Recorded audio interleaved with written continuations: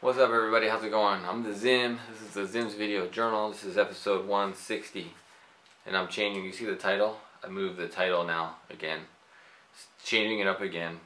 Up there. It says the title is first and then the video journal episode is last. Instead of I had it the other way around for a long time. But anyways, I play music because I suck at it or something like that. I'll tell you what that's all about in a minute. But anyways, I don't know. Anyways, we'll just keep this going. A lot going on. I'm back in the Studio 1200 in San Diego. It's hot. It's getting hot in San Diego. I do not like it. It's too hot to be productive in the studio. It sucks. I need an air conditioner. Just gotta have to bite the bullet and get an air conditioner because just today, even I was working in here putting together a podcast, and I'm like. I'm just like dragging. I'm like, oh my god, because you know when it's hot, it makes you lethargic and puts you to sleep, and I just don't like it. Just frustrated with the situation a little bit, but so air conditioner is paramount. Need to get an air conditioner in here so I can be productive because I hate not being productive. I hate not working. Hate's a strong word, I know. I want to keep going. I got plans and goals, and I can't be put to sleep by the heat. You know what I mean? So, anyways, I don't have a jam of the week this week. So you gotta tell me yours. What are you jamming on? I did get. Well, I'll tell you about that in a second. So 160 subscribers we have now on the channel. Thanks a lot for those of you that are subscribing. I know these videos don't get nearly any views. That's all right. I don't mind. But because this is an archival thing for me. This is documentation.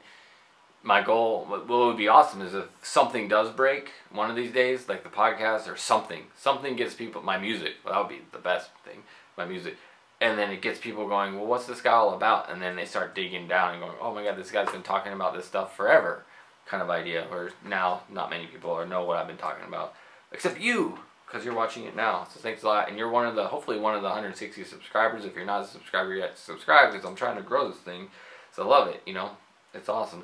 So I do Word on the Street, I do the musical stuff, and then I do life stuff. And this will be kind of a crazy one. I was going to try to make this one short, but I don't think it's going to be short because I'm tired and I want to just keep on rolling. So anyways, Word on the Street this week last week we had the Spider Ferns. They were on it, so I don't really have anything to mention about it other than it was great to finally get to them on the podcast. I really liked it. It was a good conversation, good flow, really what I'm going for with the whole idea of the podcast. So check it out if you have not heard it yet.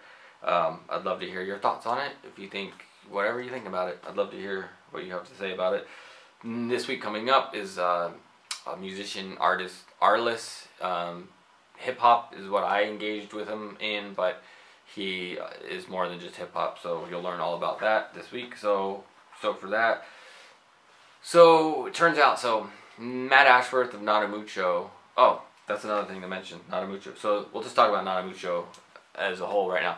First thing I'll mention is Mucho. So Matt Ashworth of Mucho said a while back, a few weeks ago, he nominated the podcast to be part of the Seattle Weekly's best readers poll. You know, best Seattle podcast idea. And so I was like, oh, thanks a lot, dude. That was awesome. So I shared it out with the Facebook family. And I was like, hey, if anybody else wants to nominate us, that'd be awesome. And then just a couple days ago, I was like, oh yeah, we got nominated for that. Where are we? I didn't even know. So I went to the site, and it turns out we made it past the nomination round into the finals round, whatever that means. So now it's up to you, if you want to support the podcast, to vote for it. Because I'd love it if it won. I want it to win. For a lot of reasons, but one of the main reasons is awareness. It's like, how can we generate awareness for what's going on with the podcast and everything that we're doing here without spending money on it, because I just can't afford to spend money on it. So, and this hopefully would be one way to spread awareness, especially if it wins, only if it wins. If it doesn't win, it doesn't really matter. It has to win, it has to be printed in the paper or whatever they do, whatever Seattle Weekly does to push out it afterward. And you know what, honestly, if I could get one more person to become aware of the podcast and take action on it, then that's a winning thing in my opinion, because that's all I need. One person, the person that's tallying these votes, going, I've never heard of Word on the Street and they're getting votes. What is this? So, and they look it up. And I don't get how it works entirely, because on the site, it has no reference to what it is. There's nothing referencing Word on the Street, like a link, a description. There's zero reference other than the name, and they spelt the name wrong. I spell it Word, Word on the Street, capital W, capital O, lowercase t, capital S. They spelled it capital W, lowercase o, capital T, capital S. So they obviously have no idea what the podcast is or have done any research on it. They just know they got a bunch of votes for it for the initial nomination round. As far as that's what I believe, and I'm pretty intuitive, and I trust my intuitive nature, and so I'm fully believing that they have no idea what this podcast is about other than people have voted for it. That's what I believe. So I would like it if it got to a point where somebody actually did some research and goes, oh, and I've emailed them. All the outlets have an email in their inbox reference the struggle, the video I made, and the idea of the song. Anyways, all the outlets have an email sitting in their inbox. If some of them have replied to them, some of them not, but it's like I'm letting the community know about what I'm building. If the community wants to support it because they understand that what I'm doing is for the community, then great. And I'd love their support, and I hope to get their support. But until then, it's up to us to just keep hustling and pushing out and letting people know about it. And one of the ways would be to actually win this Seattle Weekly thing that they're trying, the Readers Poll, so that hopefully at least one more person will know about the podcast and listen to it and take action upon their awareness of it by going and listening to it and engaging with the conversation with them. And when I say engage the conversation, the people listening to it is part of the engagement of the conversation. I honestly feel like a lot of people, especially musicians in the scene and things like, feel like unless they're asked to be on the podcast, they don't understand that being a part of the conversation doesn't mean they have to be on the podcast. It means they have to listen to it, engage with it, and share it out, and talk about it, and comment, and do things like that. You don't have to be on the podcast to engage in the conversation and support the scene and support yourself. But I don't think a lot of people understand that. I'm not trying to live that way too. I try to do for the community what I want done for me.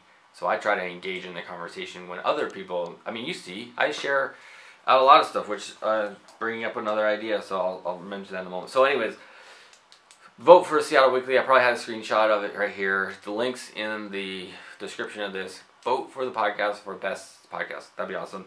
Back to Mucho this week with or the last couple weeks, or whatever it was, recently, that 41 bands for 2017 finally published. I got to be a part of that, discovered a whole bunch of new music. I got some quotes in the actual article that, from my ideas and stuff. So awesome to be able to support the scene, get some of my friends' bands that in just different things that I believe in and want to champion or got on the list. So I'm stoked on that. So check it out. I'll link it up down below in the description of the podcast as well. Mucho 41 bands for 2017. Check it out. Hopefully down the line there'll be a podcast about it as well, because we've done it the last 2 years. So anyways, that's the whole Mucho cross section that I've been involved with right now. The Seattle Week, kind of kickstarting that Seattle Weekly thing and the 41 bands thing. So what's been going? So following up, so I'm back in Studio 1200 here. Was in Seattle last week. Learned a few things about how to do that, learn a few things about how to do my week in Seattle. And one of the things I need to do is take a break in the middle.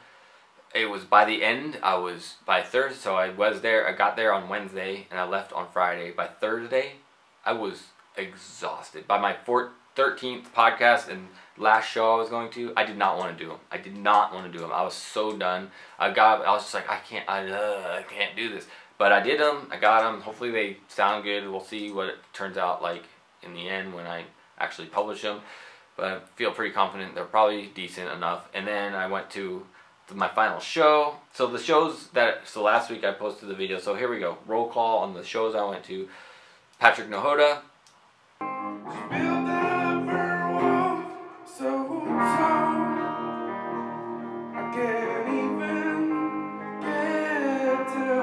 Friend of mine who was on the podcast, awesome dude.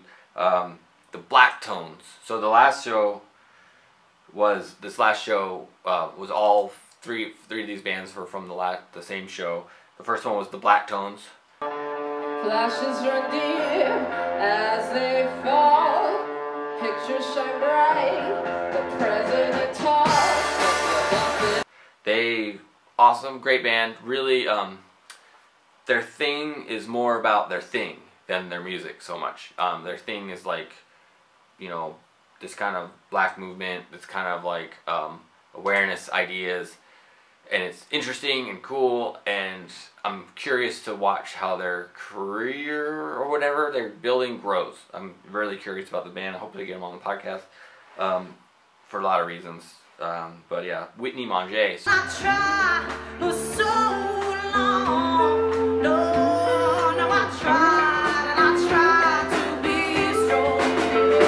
So Whitney Manger, I have to tell you, she is becoming one of, so a few weeks ago, a bunch of weeks ago, a year ago probably by now, but when I saw, there's two bands right now that have moved me more than I would have expected. One of them is Heels to the Hardwood that I told you about before, and I spent a whole, I don't know, go in the archives of these videos. I talked a lot about them a while back. And then Whitney Manger's band is doing the same thing for me, where when I listen to it, when I sit there and I'm like, this band moves me. It like, this band, when I listen to this is the reason why I love music so much. How this affects me. And it's totally just awesome. And I love it. And I believe this band, they should have the potential to do more. They should be on tour. They should be doing the thing, living the dream. They should, and hopefully I can help them create that. I don't know how, but you check out Whitney Manger and her band. Amazing, really good band, really good band. I can't say enough about it. I'm probably say more down the line, but check it out. Heather Thomas.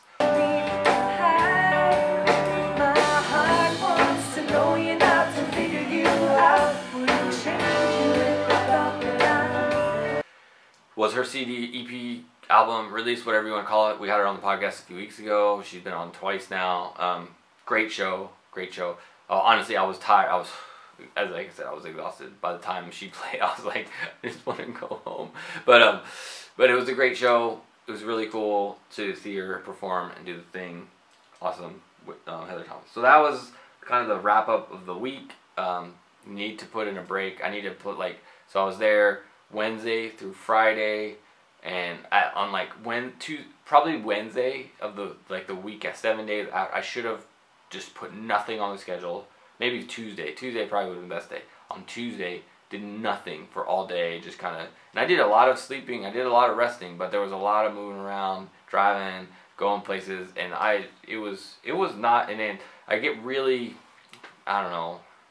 It's not a vacation, and a lot of people define it as a vacation, because a lot of people, I mean, just everything I do is not the norm. Like driving Lyft, doing so much with music, work with the music, like nobody understands what I'm doing. Nobody understands why I'm doing it for the most part, like generally speaking. And so they see something like me going to Seattle for a week as a vacation, and it was not a vacation. It's not intended to be a vacation. It's intended to be work.